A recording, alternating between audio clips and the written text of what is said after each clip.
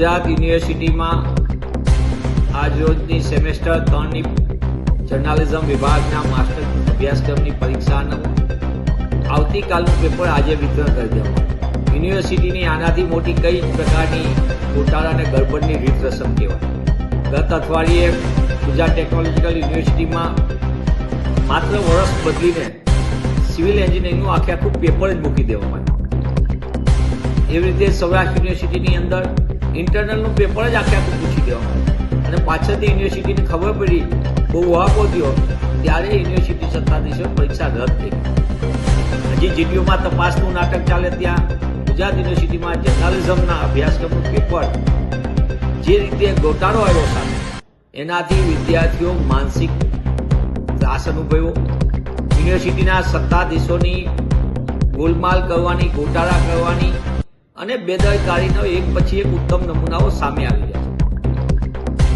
વિદ્યાર્થીઓના ભવિષ્ય સાથે આવી રમત રમાય તેમ છતાં આખા રાજ્યનો શિક્ષણ વિભાગ જે ભ્રષ્ટાચારનો એપિસેન્ટર છે એ એક શબ્દ પણ બોલતા નથી. મંત્રી અને સંત્રીઓ સંપૂર્ણપણે મૌન છે. યુનિવર્સિટીના સત્તાધીશો ભાગેરું માનસિકતા રાખે, જવાબ દેવાથી ભાગી રહે. જવાબ દેહી તો નક્કી નથી પણ જવાબ દેવાથી પણ ભાગી રહ્યા હોય. મને લાગે છે કે આ યુનિવર્સિટી માટે સૌથી મોટી ચિંતાનો વિષય કહેવાય. યુનિવર્સિટીની મૂળભૂત કામગીરી પ્રવેશ, પરીક્ષા, પરિણામ અને પદવી, આ ચારેચારમાં પ્રવેશ 6 મહિના સુધી નો થાય, જીકાસના નામે રકાસ થાય. પરીક્ષા તો એમાં અંધાધૂંધ ગેરરીતિ થાય, ગોલમાલ થાય, પેપર ફૂટી જાય, આડેધડ પેપરનું વિતરણ થાય અને વિદ્યાર્થીઓ માનસિક ત્રાસ અનુભવે. પરિણામમાં પણ મોટા પાયે છબરડાઓ આવે અને આ બધી ઘટનાઓ પછી પણ યુનિવર્સિટીના સત્તાધીશો જવાબ દેવાથી ભાગી રહ્યા હોય, સુધરવાનું નામ ન લેતા હોય. મને એમ લાગે છે કે આ યુનિવર્સિટી માટે સૌથી મોટું શિક્ષણ જગત માટે ચિંતાનો વિષય છે.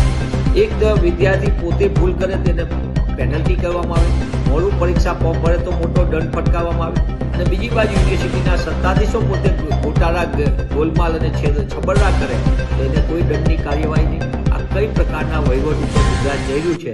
આ શિક્ષણ જગત માટે એક પછી એક આવા છબરડાના કારણે શિક્ષણની વ્યવસ્થા ઉપર પણ પ્રશ્નાર્થ ઊભા થાય છે અને યુનિવર્સિટી સત્તાધીશો કેટલા બેદરકાર છે એ પણ આપણી સામે આવે છે. ત્યારે આની સમગ્ર મામલાની તપાસના નામે નાટક ન થાય પણ હકીકતલક્ષી ભવિષ્યમાં આવી ભૂલોનું પુનરાવર્તન ન થાય એના માટે તંત્રએ સુધરવાની જરૂર છે અને ગુજરાતની શિક્ષણ વિભાગ જેને ખરેખર આવા જો અસરકારક પગલાં ભરશે તો જ રાજ્યની શૈક્ષણિક વ્યવસ્થા સુધરશે અને વિદ્યાર્થીઓને ફાયદો થશે.